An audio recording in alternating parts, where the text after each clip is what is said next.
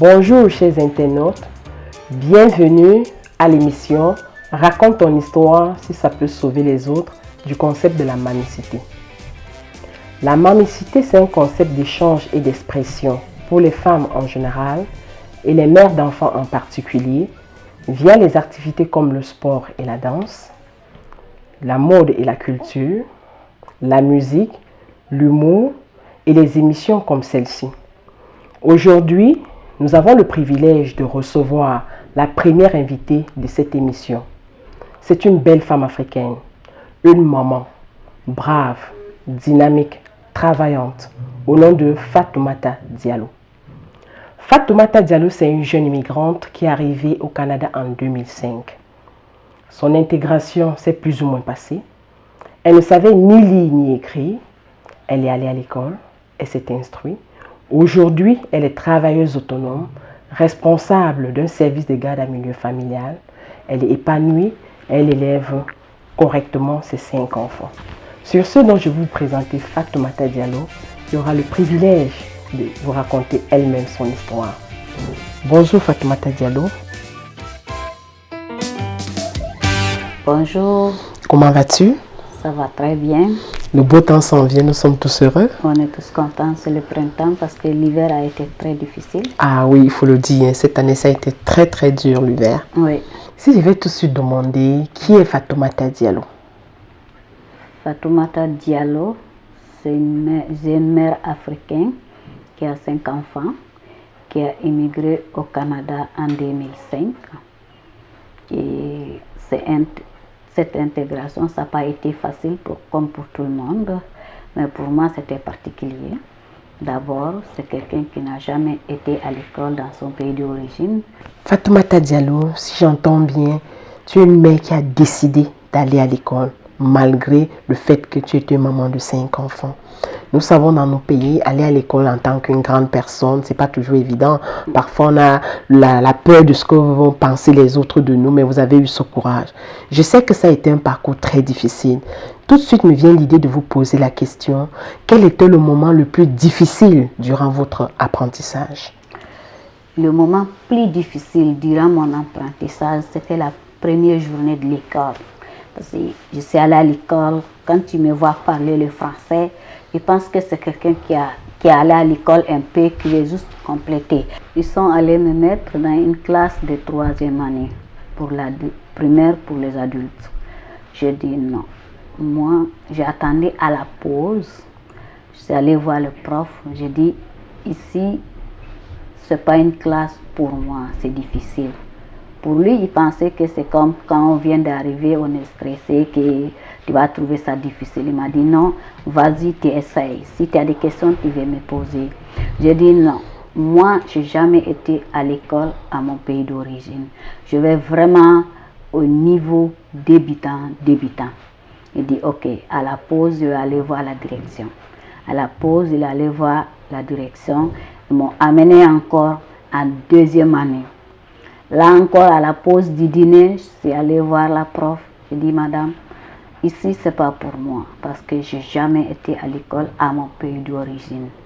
Elle m'a dit aussi, ok, je vais voir la direction. Pour l'après-midi, ils m'ont envoyé dans une classe qui était vraiment pour moi.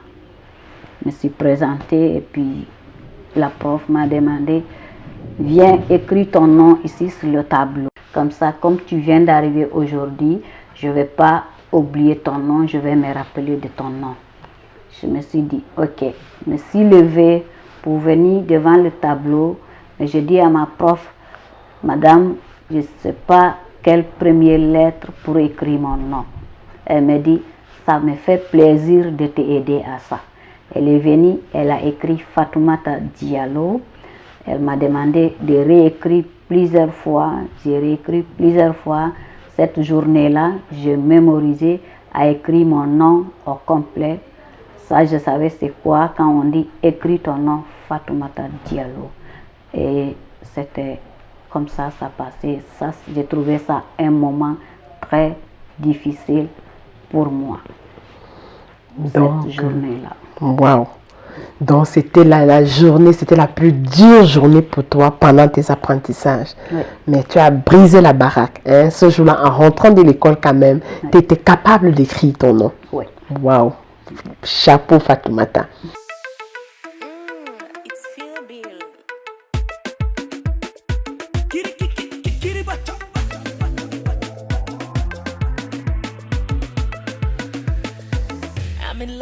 Elle est trop belle. Elle brille mon frère comme le soleil. Elle est la femme de ta vie. The kind of girl you go like to spend your money. Oh na na na yeah. Comme tu vois là, quand elle passait. Et même si on dit que t'es madame tout le monde. One foot for left, one foot for right. Le plus beau moment de mon apprentissage à l'école, c'était la première journée que j'ai réussi à lire une phrase et les compléter. Et ma prof, Sylvie Coultier, elle était tellement contente. Le lendemain, elle a fait une fête en classe pour moi parce qu'elle était vraiment contente. Donc, comme ça, Sylvie Coutier vous a vraiment beaucoup encadré. Et tu me parles souvent de cette Sylvie Coutier parce que tu me dis que tu as vraiment donné un coup de pouce pendant ton apprentissage. Avec elle, tu as eu le goût d'apprendre, tu as eu le goût d'aller en avant. Oui, j'ai eu le goût d'apprendre, j'ai eu le goût d'aller en avant parce qu'elle nous demandait chacun de ses rêves que la personne veut réaliser au Canada. Parce qu'on était plusieurs femmes immigrantes dans la classe qui a presque les mêmes difficultés. Elle nous demandait pour pratiquer la langue aussi, elle nous posait des questions. Qu'est-ce que vous voulez faire plus tard? Moi, je disais que je voulais étudier et savoir à lire et écrire, faire ma formation en garderie, ouvrir une garderie, milieu familial, c'est moi, et acheter ma maison, faire la garderie en bas au sous-sol. Elle me disait que fais-le Fatou, tu es capable. Tout est possible. Et puis elle m'a fait visiter, il y avait une classe de formation qui donnait la formation pour la garderie dans la même école.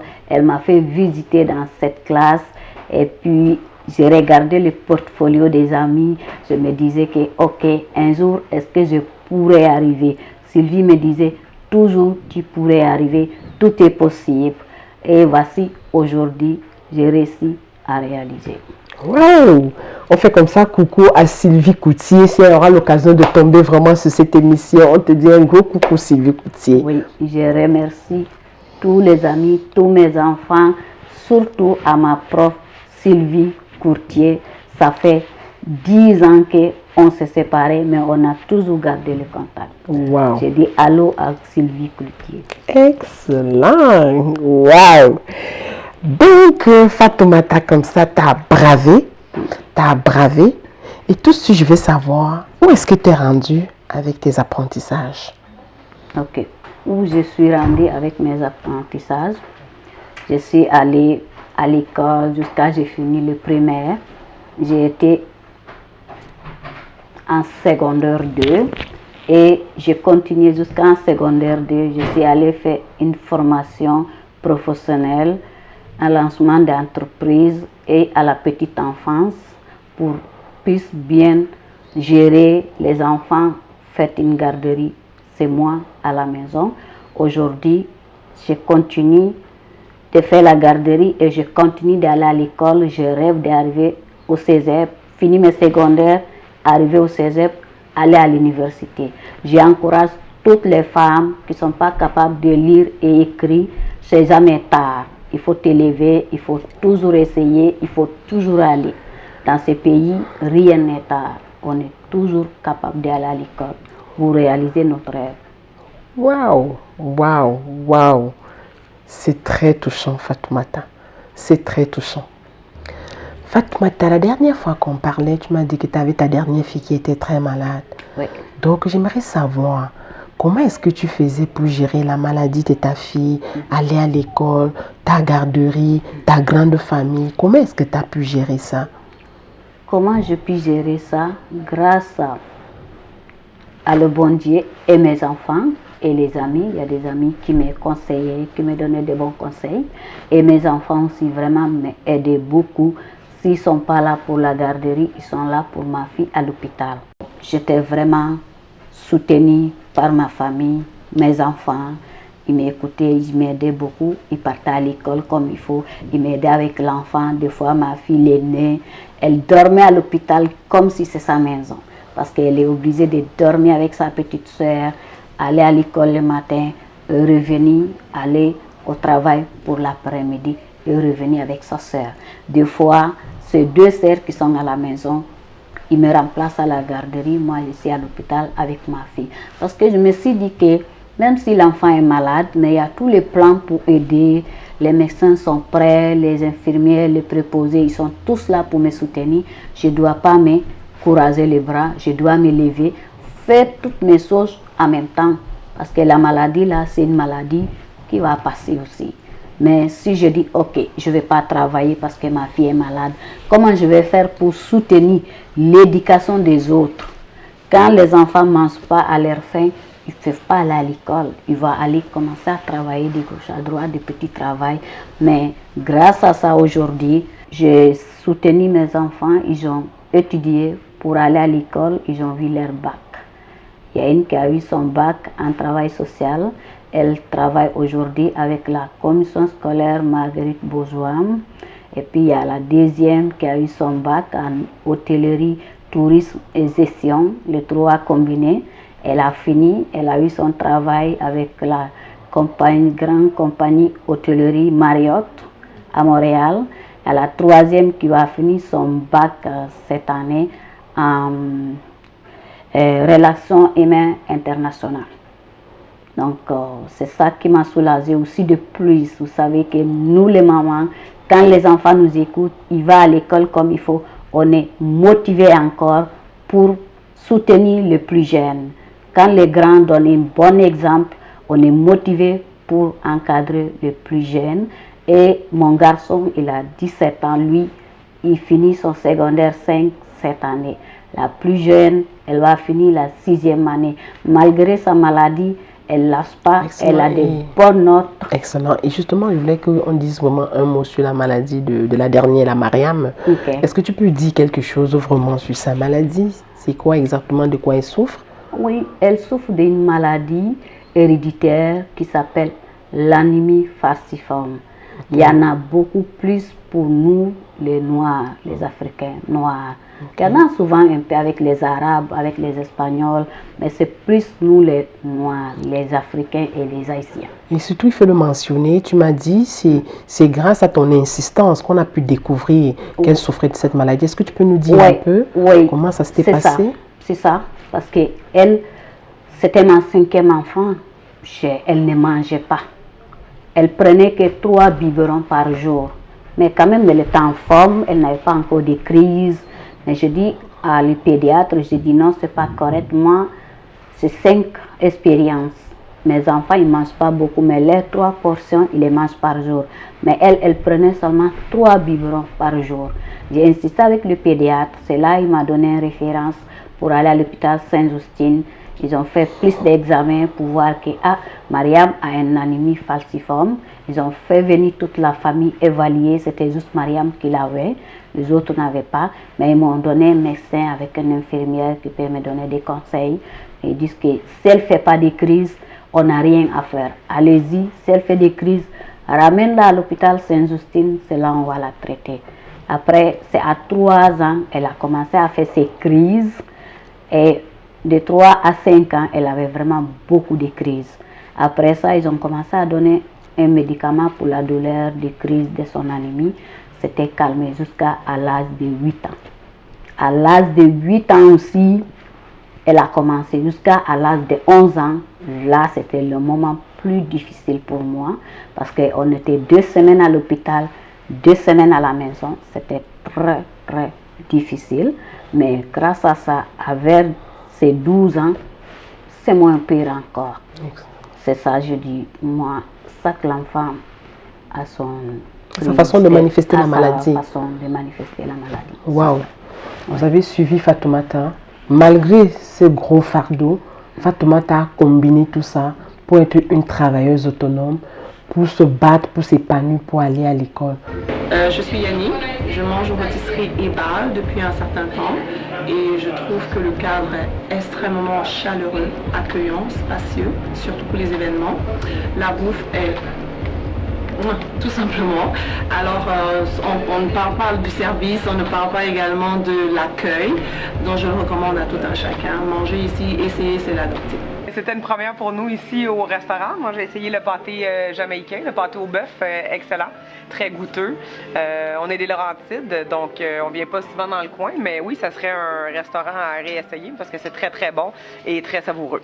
Le service est exceptionnel, la dame, elle est super gentille. Moi, je mangeais le sandwich poulet grillé sur charbon de bois, c'était délicieux, service impeccable, puis à revenir, c'est sûr, on repasse dans le coin.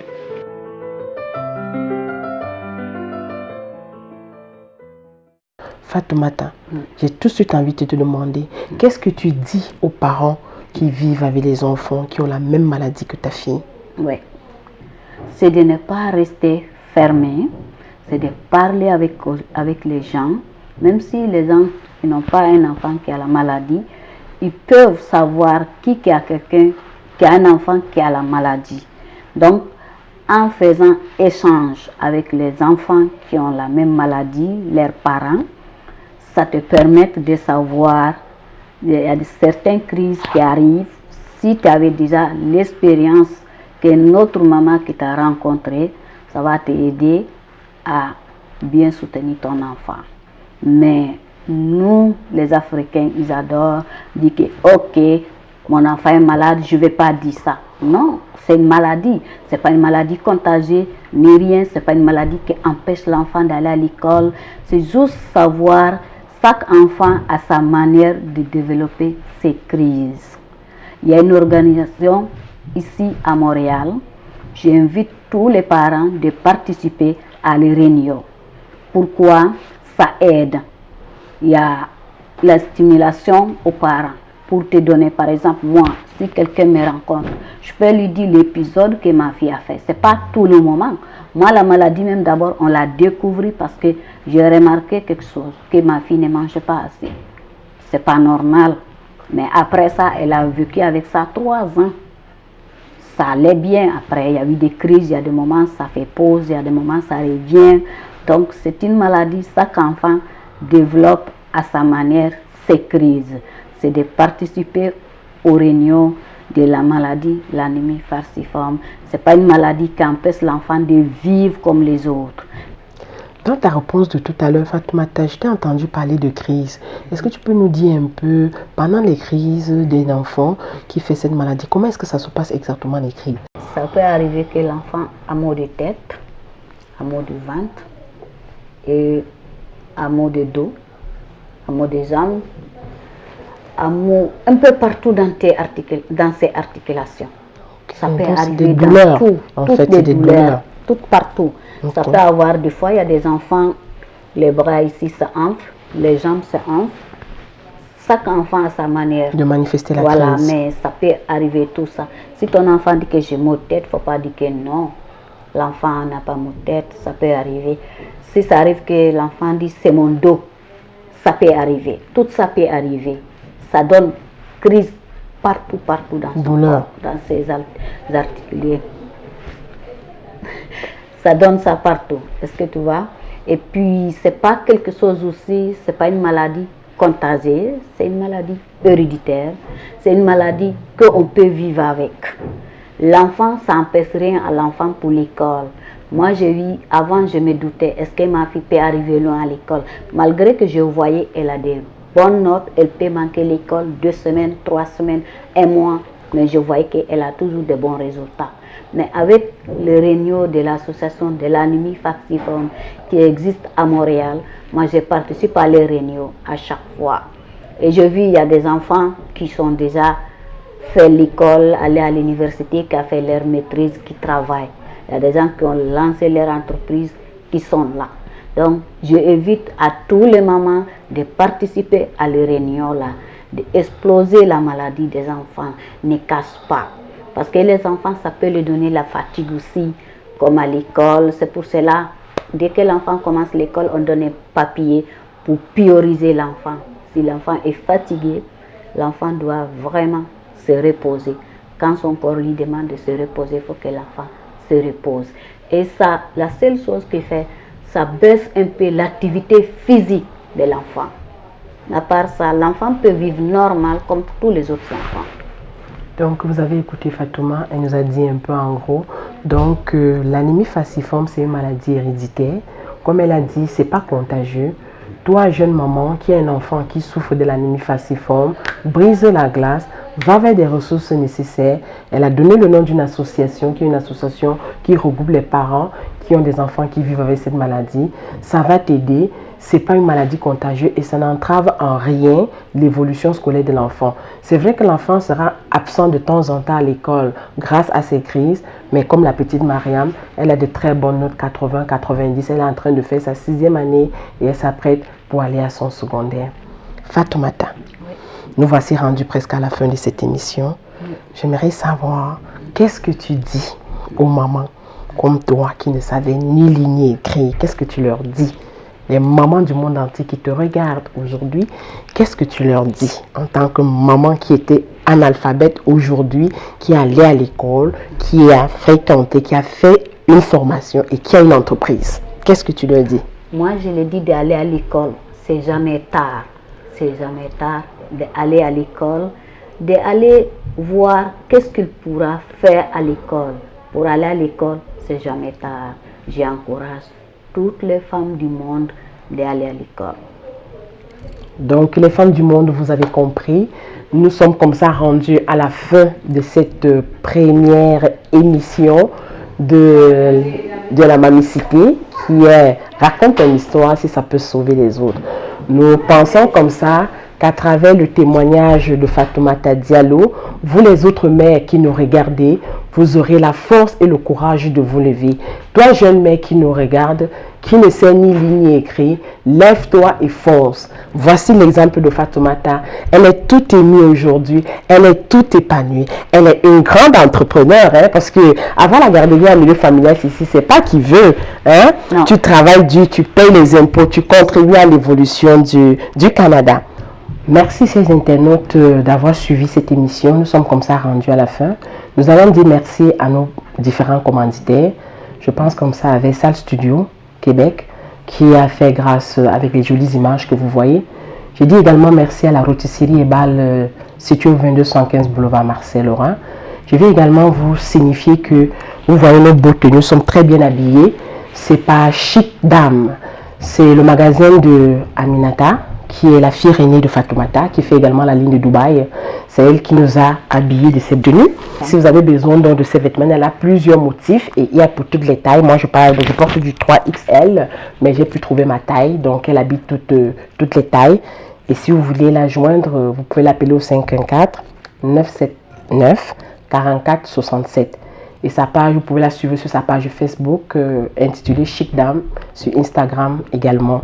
Donc nous disons aussi également merci à la garderie des Canetons qui a apporté son soutien à la réalisation de cette émission. Je vais également dire merci à certaines personnes. Je pense comme ça à la marraine Porsche Cayenne Manvoun. Porsche Cayenne qui nous a toujours soutenus pour tout ce qu'on fait, qui a été toujours là pour me booster moi personnellement pour toutes les activités que j'entreprends. J'ai dit également merci à Madame Fankem Hortense, qui est la fondatrice, présidente de la clinique de l'éducation du côté de Calgary. Maman Hortense, si tu me regardes, je te dis gros merci pour tout le soutien que tu apportes à notre égard et pour la réalisation de cette émission. Je vais également dire merci à mon grand frère aîné, Kamga Aristide, qui m'a toujours soutenu dans tout ce que je fais. Je dis également merci à mes amis, en gros à tous ceux qui me soutiennent, à tous ceux qui suivent la famille, la mamie, pardon. Je pense comme ça également à José la PDG, à Flore Sangem, à la baronne, à Marie-Nicole et tout le staff. Je vous dis gros merci pour le soutien. Je vous invite également à vous abonner sur notre page La Mamicité. C'est une page ouverte pour toutes les femmes en général, les mères d'enfants en particulier. On aura beaucoup d'activités. Venez, on va échanger. Rendez-vous le mois prochain pour une nouvelle édition de cette émission.